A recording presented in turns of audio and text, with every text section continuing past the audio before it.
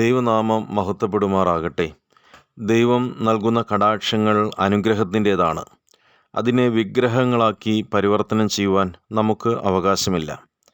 പാമ്പിൻ്റെ സ്പർശനമേറ്റവർക്ക് രക്ഷയുടെ ഉപകരണമായി ദൈവം നിർദ്ദേശിച്ച നെഹൂഷ്താൻ എന്ന പിത്തള സർപ്പം കാലക്രമത്തിൽ മനുഷ്യനെ ദൈവത്തിൽ നിന്നകറ്റുന്ന വിഗ്രഹമായി തീരുന്നുണ്ട്.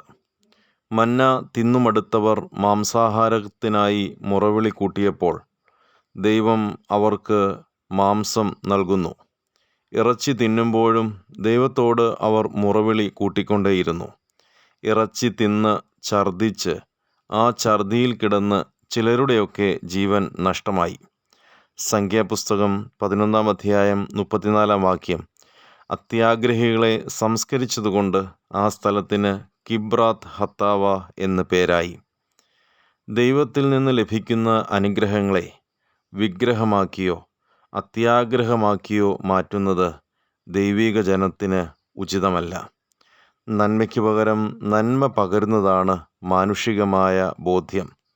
എന്നാൽ നാമൊക്കെ സഹജീവികളോട് തിന്മയ്ക്ക് പകരം തിന്മ തിരികെ നൽകാറുണ്ട്. അത് മൃഗീയ വാസനയാണ്. നന്മ ചെയ്യുന്നവരോട് തിരിച്ച് തിന്മയോടെ പെരുമാറുന്നുണ്ട്. അത് പൈശാചിക വാസനയാണ്. എന്നാൽ ചുരുക്കം ചിലർ തിന്മ അവരോട് ചെയ്താലും നന്മയാകും പകരം നൽകുന്നത്. അത് ദൈവീകത്വമാണ്. ദൈവം മനുഷ്യന് നൽകിയ ഏറ്റവും വലിയ അനുഗ്രഹം അതാണ്. തിന്മ ചെയ്യുന്നവരോട് നന്മ ചെയ്യുക.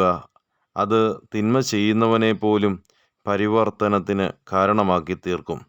ദൈവം നൽകുന്ന അനുഗ്രഹവും നന്മയും മുറവിളി കൂട്ടാതെയും അത്യാഗ്രഹത്തിൽ ഉരുത്തിരിയാതെയും അപരൻ്റെ നന്മയ്ക്കായി പ്രവർത്തിക്കുന്നതാണ് ശ്രേഷ്ഠം.